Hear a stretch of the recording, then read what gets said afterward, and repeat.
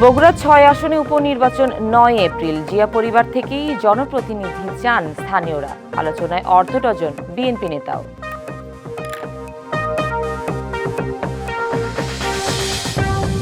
গোপালগঞ্জে ৭ কোটি টাকা নিয়ে উধাও চিপ সঞ্চয় ও ঋণদান সমবায় সমিতি। কষ্টের টাকা হারিয়ে চরম বিপাকে ভুক্তভোগীরা।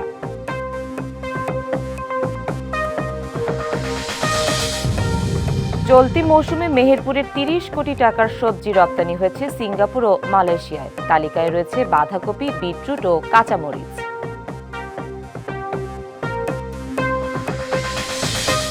এবং নারায়ণগঞ্জে ২ কিশোরের জনদের জেরে ২ পরিবারের সংঘর্ষ, নিহত ১। বগুড়ায় মাদক শক্তি নিরাময় কেন্দ্রে এক ব্যক্তিকে পিটিয়ে হত্যার অভিযোগ।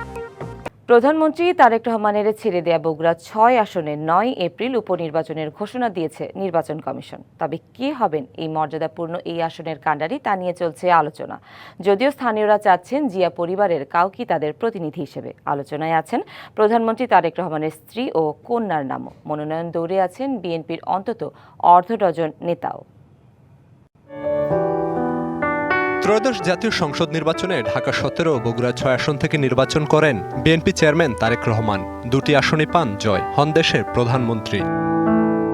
তবে নিয়ম অনুযায়ী একটি আসন ছেড়ে দিতে হচ্ছে তাকে। শেষ পর্যন্ত পৃথ্বীভূমি খ্যাত বগুড়া ৬ আসনকেই নতুন নেতৃত্বের জন্য ছেড়ে দেওয়ার সিদ্ধান্ত নেন। শূন্য ঘোষিত এই আসনে ৯ এপ্রিল উপনির্বাচনের পরিকল্পনা ইসির। তবে আসনটিতে কে হবেন তারেক রহমানের উত্তরসূরি, তা নিয়ে আলোচনা গড়িয়েছে গুলশান কার্যালয় থেকে বগুড়ার জনপদে।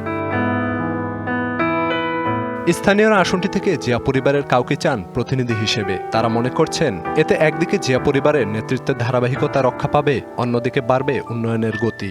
সভাপতি এগিয়ে তারেক রহমানের স্ত্রী ডাক্তার জুবাইদা রহমান ও মেয়ে জাইমা রহমান। বগুড়া থেকে যেরকম তারেক রহমান গড়ে উঠছে ওই রকম করে ওনার পরিবারের থেকেও গড়ে উঠুক, আমরা এটাই চাই। তার মিসেসও আছে, তার মেয়েও আছে।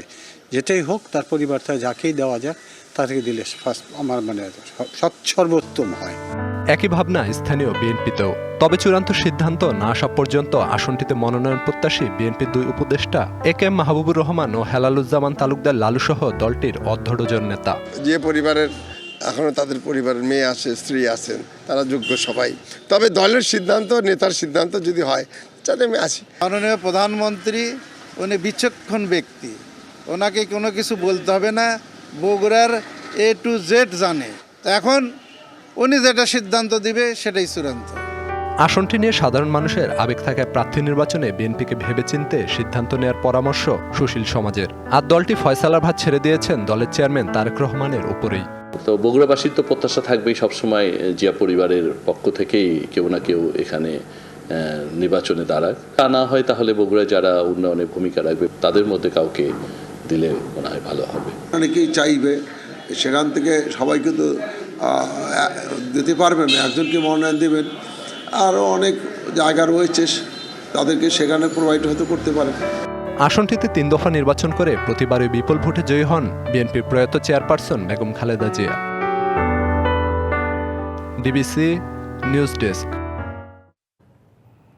এ নিয়ে আরো জানাতে বগুড়া থেকে সরাসরি যুক্ত হচ্ছেন সহকর্মী মোহন আখন্দ।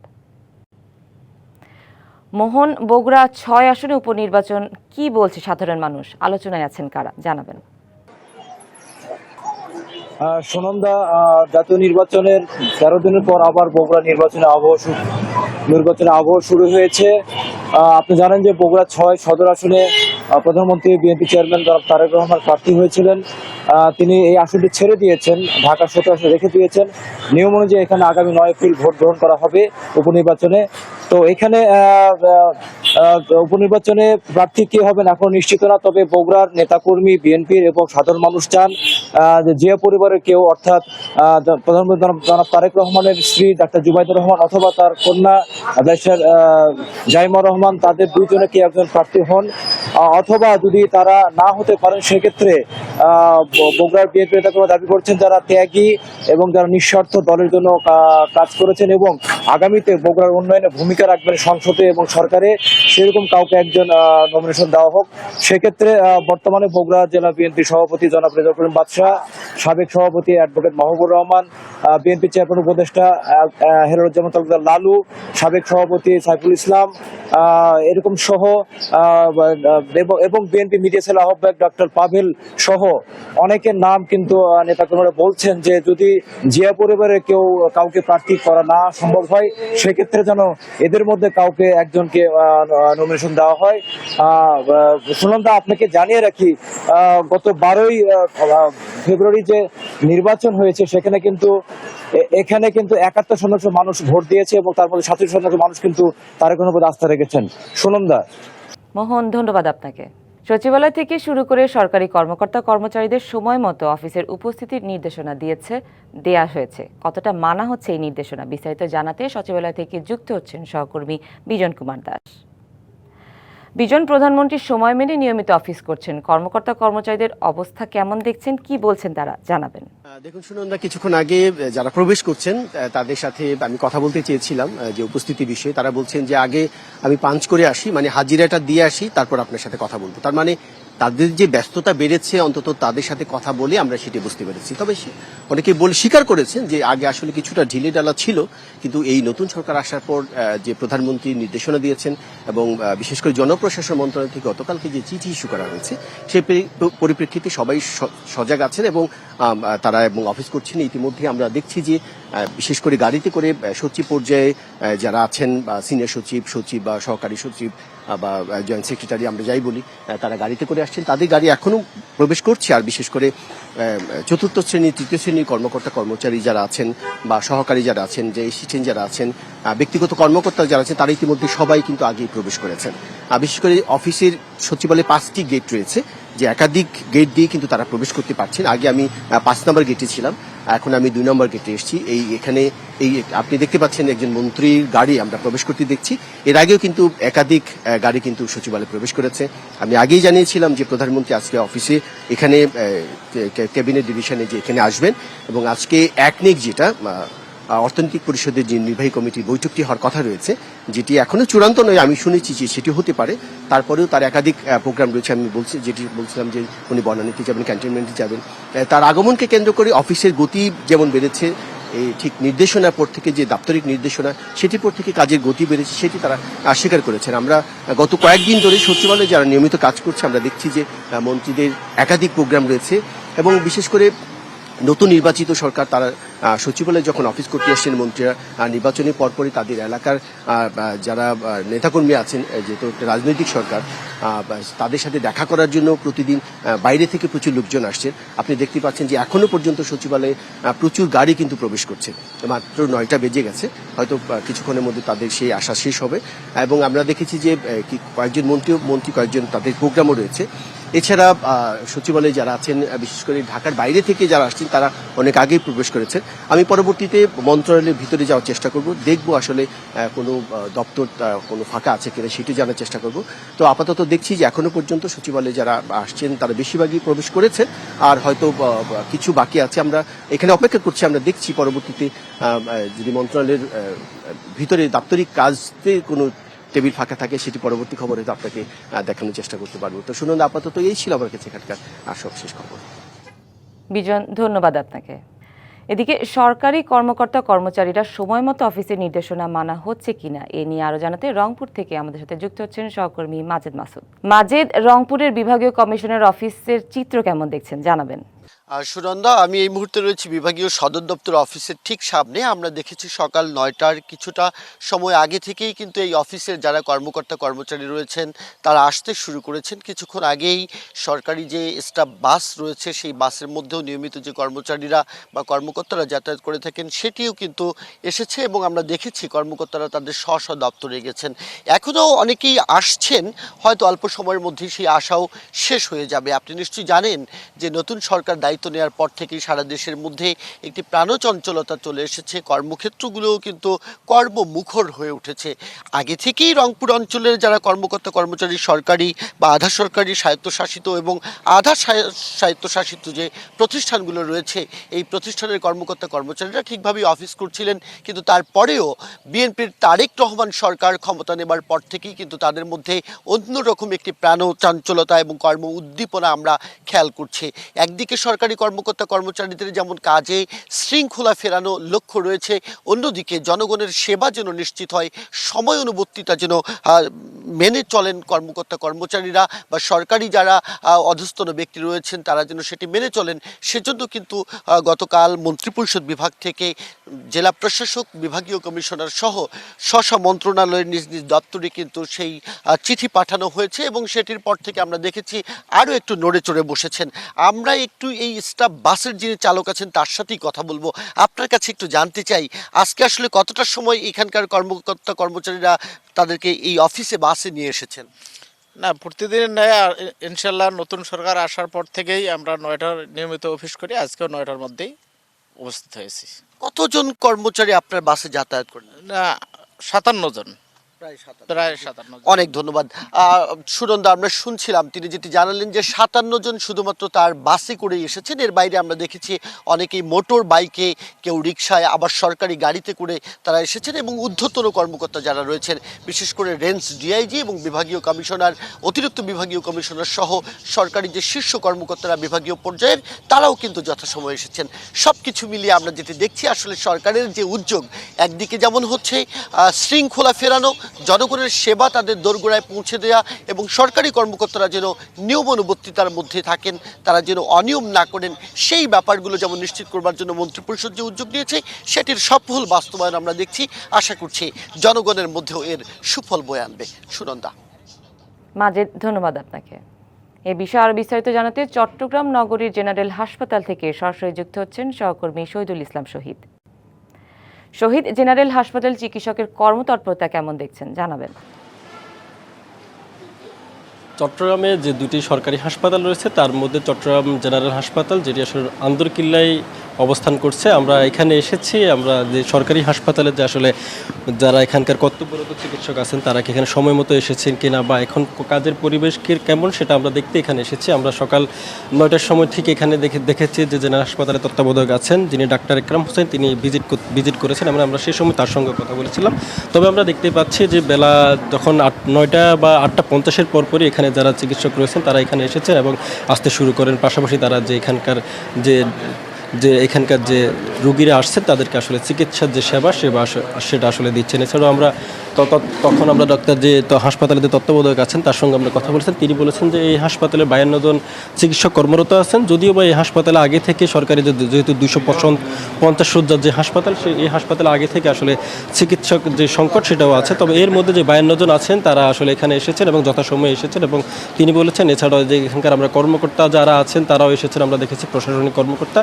এর বাইরে আমরা যারা কর্মচারী আসতেন তাদেরকেও আমরা দেখেছি এখানে আসলে সঠিক সময়ে যে সরকারি নির্দেশনা, যে নতুন স্বাস্থ্যমন্ত্রী সরদার যে সাখাওয়াত হোসেন তার যে নির্দেশনা এবং সব মিলিয়ে চট্টগ্রামের যে হাসপাতাল রয়েছে জেনারেল হাসপাতাল, সেখানে আসলে সকাল 9টা থেকে আসলে তারা অফিস করছেন এবং এখানে যারা বিভিন্ন রোগীরা আসছেন তাদেরকে আমরা দেখেছি চিকিৎসা সেবা দিতে। এছাড়াও এই হাসপাতালে প্রায় 8টি বিভাগ রয়েছে, মেডিসিন, সার্জারি এবং শিশু, তারপর হৃদরোগ, নাক কান ও গলা ডিপার্টমেন্ট ছাড়াও এখানে মোট টোটাল রয়েছে 8টি ডিপার্টমেন্ট। এই ডিপার্টমেন্টগুলোকে আমরা ঘুরেছিলাম সকাল থেকে। আমরা দেখেছি যথাসময়ে আসলে এখানে চিকিৎসকরা এখানে এসেছেন এবং তারা যে এখানে চিকিৎসার যে কার্যক্রম সেটা তারা আসলে পরিচালনা করছেন। আমরা কয়েকজন রোগীর সঙ্গে কথা বলেছিলাম, তারা বললেন যে তারা প্রতিনিয়ত এখানে সকালে যে আউটডোর রয়েছে আউটডোরে তারা আসলে এই হাসপাতালে ডাক্তার দেখাতে আসেন এবং দেখানোর সময় তারা আসলে প্রত্যেক সময় আসলে তারা এখানে যথাসময়ে যে চিকিৎসকরা আসেন তারা আসলে দেখতে পেয়েছেন। তো সব মিলিয়ে চট্টগ্রামের যে জেনারেল হাসপাতালের যে চিত্র সেটা আসলে যথাসময়ে এখানে ডাক্তাররা এখানে এসেছেন এবং তাদের যে চিকিৎসা সেবা সেটা আসলে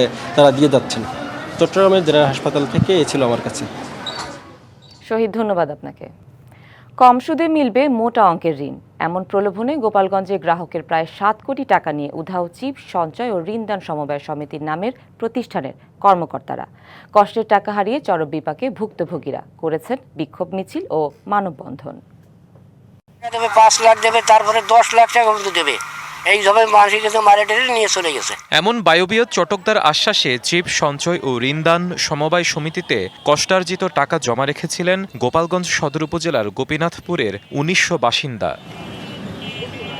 কথা ছিল ৮ই জানুয়ারি গ্রাহকদের জমা টাকা থেকে সর্বনিম্ন ৩ লাখ থেকে সর্বোচ্চ ১০ লাখ টাকাও ঋণ দিবে প্রতিষ্ঠানটি, কিন্তু তার আগে পালিয়ে যায় ভুঁইফোর প্রতিষ্ঠানটির কর্মকর্তারা।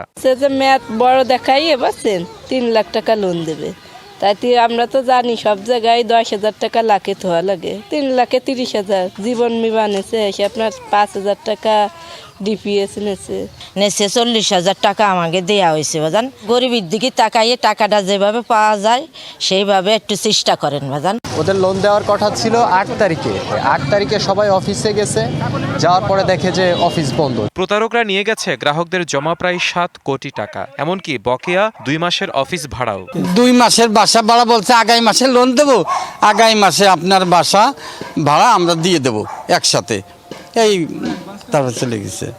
কষ্টের টাকা হারিয়ে চরম দুর্ভোগে ভুক্তভোগীরা। টাকা ফেরতের দাবিতে বিক্ষোভ মিছিল, মানববন্ধনও করেছেন তারা। অভিযোগ পেলে আইনি ব্যবস্থা নেওয়ার কথা জানান উপজেলা সমবায় অফিসার। যদি সদস্য বহির্ভূত কারো কাছ থেকে অনৈতিকভাবে সমবায় আইন বিধি এবং তাদের যে উপ আইন আছে এর বহির্ভূতভাবে যদি কোনো টাকা নিয়ে থাকে অন্যায়ভাবে, তাহলে তো অবশ্যই আইন বিধি এবং উপ আইন মোতাবেক আমরা অবশ্যই তাদের বিরুদ্ধে ব্যবস্থা গ্রহণ করব।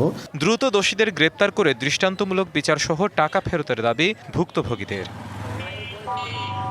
DBC news desk. চলতি মৌসুমে মেহেরপুরের ৩০ কোটি টাকার সবজি রপ্তানি হয়েছে সিঙ্গাপুর ও মালয়েশিয়ার বাজারে। তালিকায় রয়েছে বাঁধাকপি, বিটরুট ও কাঁচামরিচ। ভালো দাম পাওয়ায় খুশি চাষিরা। শুধু ২-৩টি সবজি নয়, জেলার অন্যান্য সবজি রপ্তানির বাজার তৈরির দাবি কৃষকের। কৃষি বিভাগ বলছে, মধ্যস্বত্বভোগী কমিয়ে এনে কৃষকদের ন্যায্য মূল্য নিশ্চিত ও নিরাপদ সবজি উৎপাদনে প্রশিক্ষণ দিচ্ছেন তারা। মেহেরপুর সদর উপজেলার শ্যামপুর গ্রামের সবজির মাঠে ব্যস্ত কৃষক। ক্ষেত থেকে বাঁধাকপি তুলে কাগজে মুড়িয়ে রাখা হচ্ছে আলাদাভাবে। উৎপাদিত এসব সবজি যাবে মালয়েশিয়ার বাজারে। শুধু বাঁধাকপিই নয়, সাথে যাচ্ছে বিটরুটও। কৃষি বিভাগ ও রপ্তানিকারক প্রতিষ্ঠানের সহায়তায় জেলার ৬,০০০ কৃষক উৎপাদন করছেন বাঁধাকপি, বিটরুট ও কাঁচামরিচ। নিরাপদ সবজি উৎপাদন করে কৃষি বিভাগের কাছ থেকে নিয়েছেন গ্যাপের সনদ। মান নিশ্চিত করায় কয়েক বছর ধরে মেহেরপুরের উৎপাদিত সবজি যাচ্ছে সিঙ্গাপুর ও মালয়েশিয়ায়। কৃষক বলছেন, ভরা মৌসুমে সবজির ন্যায্য দাম পাওয়া যায় না। এখন বিদেশে রপ্তানি হওয়ায় ভালো দাম পাচ্ছেন তারা। কপি কেটে কাগজ জড়ি বস্তায় হয়েছে প্যাকেট করে সিঙ্গাপুর যায়। বিটরুট আবাদ, নতুন আবাদ আমাদের এলাকায় এসছে।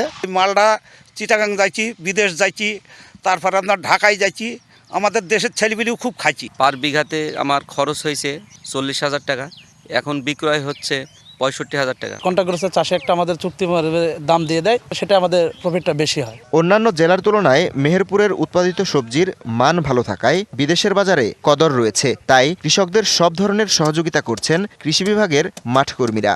মেহেরপুর জেলার পাতাকপিটার রিপোর্টটা খুবই ভালো। এখানকার পাতাকপিটা খুব ফ্রেশ থাকে, পোকামাকড় নাই।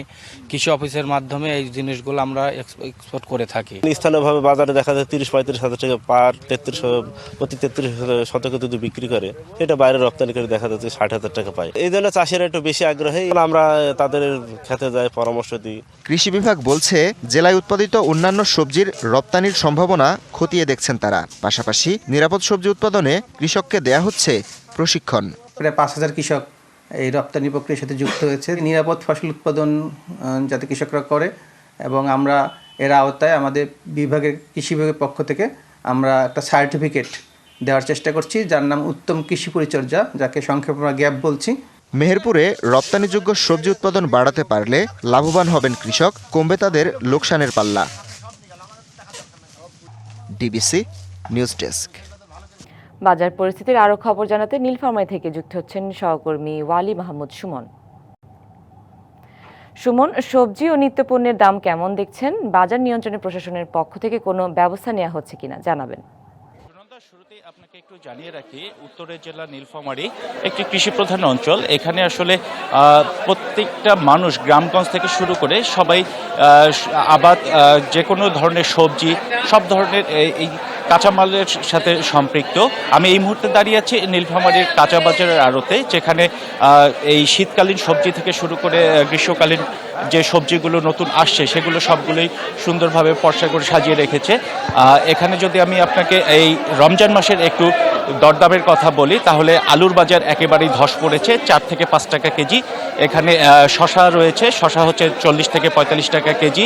পেঁয়াজ আজকে চলছে 20 টাকা কেজি, রসুন চলছে 50 টাকা কেজি। আমার সাথে এই মুহূর্তে এখানে একজন বিক্রেতা আছেন, আসলে তার কাছে আমরা একটু জানতে চাই যে এই রমজানে কি কি পণ্যের দাম কমেছে, কি কি ঊর্ধ্বগতি হয়েছে।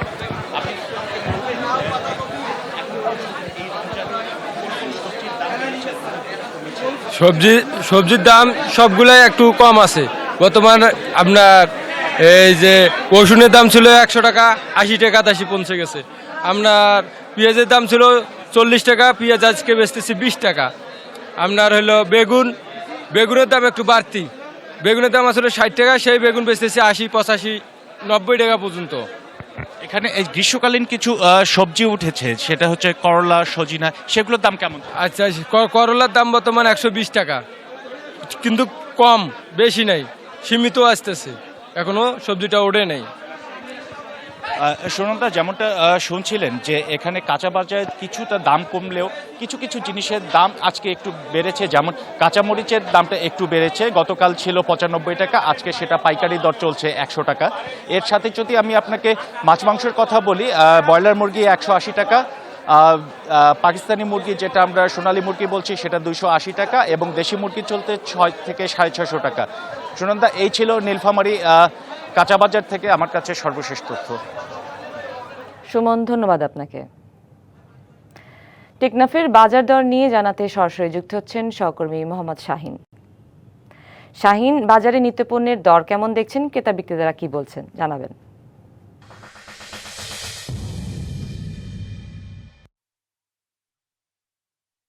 আপনাকে অসংখ্য ধন্যবাদ। আমি এই মুহূর্তে দাঁড়িয়ে আছি হচ্ছে আপনার টেকনাফ শহরের প্রাণকেন্দ্র উপরের বাজারে। আপনাকে যদি আজকে যদি আমি বাজারের কাঁচা মালের যদি দাম যদি আমি জানিয়ে রাখি, গত রমজান শুরু হওয়ার কয়েকদিন পর নিত্যপণ্যের জিনিসের একটু দাম বেড়েছে, এবং কয়েকদিন পর এবং গত 2 দিন ধরে সেটি আবার কমে আসছে। যদি আমি আপনাকে দামগুলো একটু বলি, আলু হচ্ছে 25 টাকা, আপনার পেঁয়াজ হচ্ছে 50 টাকা, টমেটো হচ্ছে 50 টাকা, আপনার মরিচ হচ্ছে 120 টাকা, খালি লেবু হচ্ছে 80 টাকা, শসা হচ্ছে 70 থেকে 80 টাকা। আমি এই মাংসের বাজারে ঘুরে দেখেছি, গতকালকে তারা মাংস বিক্রি করছে হচ্ছে 900 টাকা, আজকে তারা প্রতি কেজি আপনার দাম রেখেছে হচ্ছে 850 টাকা করে।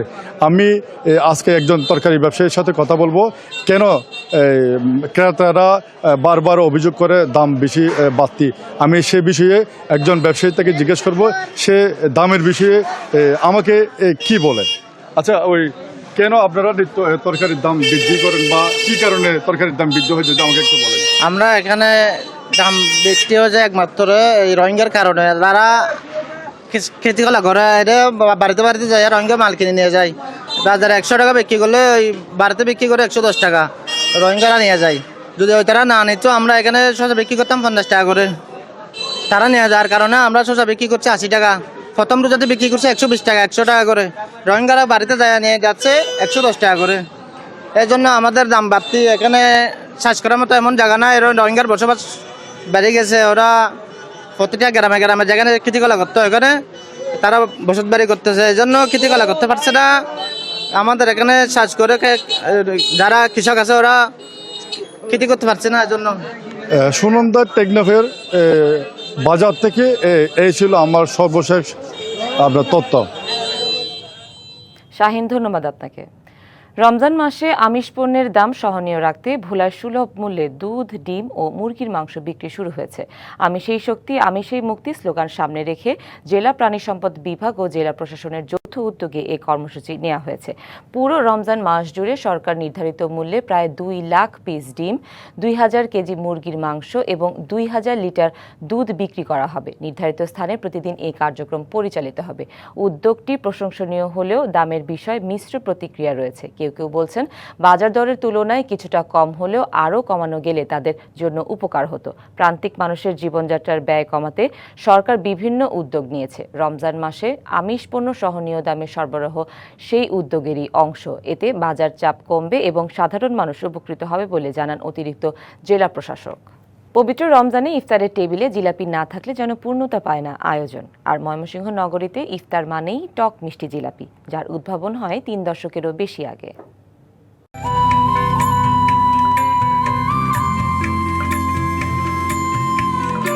কড়াইয়ে ফুটছে তেল, দক্ষ কারিগরের হাতে আকার নিচ্ছে জিলাপি। গাঢ় বাদামি রঙে ভেজে নেওয়ার পর গরম শিরায় ডুব, মুহূর্তেই তৈরি হচ্ছে মচমচে রসালো টক মিষ্টির এক অনন্য স্বাদ। অন্যান্য দোকান যখন পণ্যের পসরা সাজাতে ব্যস্ত, তখন ভিড় লেগে যায় মেহেরবান হোটেলে। স্বাদের টানেই নগরীর বিভিন্ন এলাকা থেকে আসেন ভোজন রসিকরা। রোজায় প্রতিদিন 1 থেকে 1.5 লাখ টাকার জিলাপি বিক্রি হচ্ছে এই দোকানে।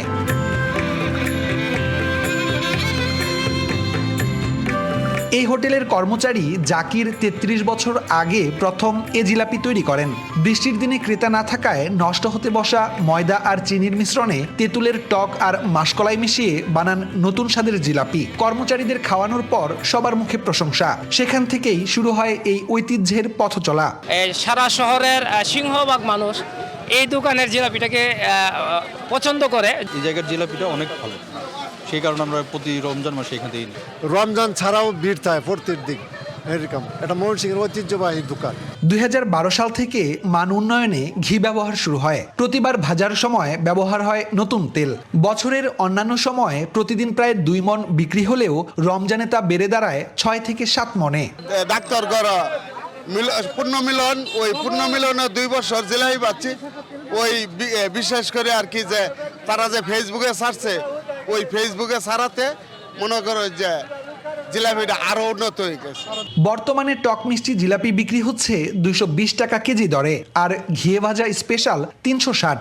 সঙ্গে আছে আমিত্তি, বুন্দিয়া, ছোলা, ঘুগনি সহ নানা ইফতার সামগ্রী। ইমরান হাসান রাব্বি, ডিবিসি নিউজ, ময়মনসিংহ। ডিবিসি সারা বাংলা এই ছিল এখনকার মতো। ডিবিসির সঙ্গেই থাকুন।